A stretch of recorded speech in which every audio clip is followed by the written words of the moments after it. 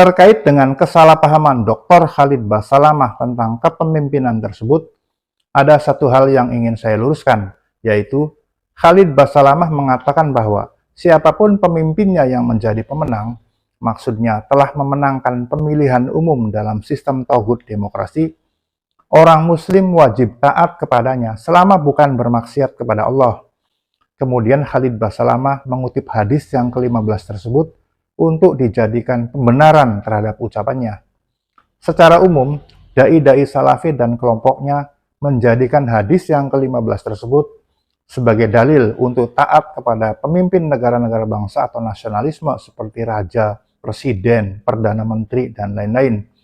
Bahkan beberapa ustadz salafi terang-terangan tanpa malu-malu mengatakan bahwa pemimpin negara bangsa atau nasionalisme yang beragama Islam adalah ulil amri yang wajib ditaati, sebagaimana perkataan mereka pada bagian 3, bagian 5, dan bagian 6.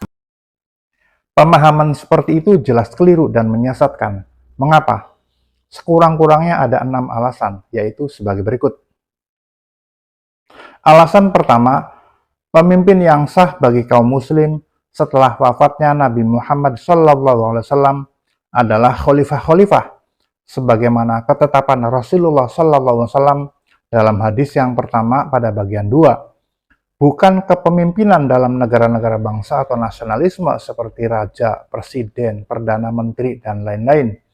Karena konsep negara bangsa atau nasionalisme seperti Arab Saudi, Mesir, Suriah, Pakistan, Malaysia, dan lain-lain bukanlah ajaran Islam, bahkan menyelisihi atau menyimpang dari firman Allah dalam Al-Quran surat Ali Imran ayat 103, Asy-Syura ayat 13, dan An-Nisa ayat 59, di mana dalam ketiga ayat tersebut Allah memerintahkan kaum muslim untuk menegakkan din Islam dengan berjamaah atau bersatu di bawah kepemimpinan seorang ulil amri yang dalam hal ini adalah khalifah, dan melarang mereka berfirqah-firqah atau berpecah belah.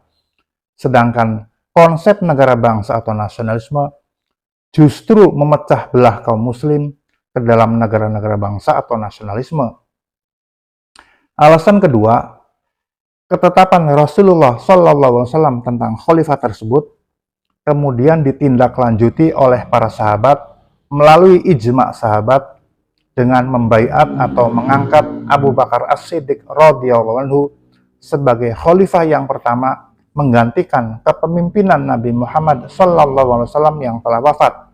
Kemudian secara berturut-turut dilanjutkan oleh khalifah yang kedua, Umar bin Khattab radhiyallahu anhu, khalifah yang ketiga, Utsman bin Affan radhiyallahu anhu, khalifah yang keempat, Ali bin Abi Thalib radhiyallahu anhu, dan seterusnya.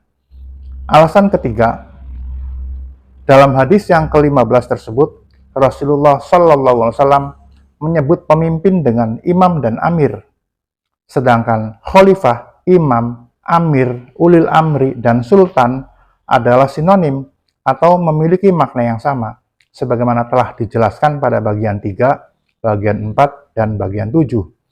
Apalagi hadis yang ke-15 tersebut serupa dengan hadis yang ke-14, di mana dalam hadis yang ke-14 Rasulullah SAW menyebut pemimpin dengan khalifah. Alasan keempat, Rasulullah SAW tidak mengajarkan negara bangsa atau nasionalisme, tidak mengajarkan demokrasi, tidak mengajarkan republik, dan seterusnya. Bahkan negara bangsa atau nasionalisme adalah firqah yang nyata yang wajib dijauhi oleh orang muslim, termasuk pemimpinnya, sebagaimana telah dijelaskan secara rinci pada bagian 7.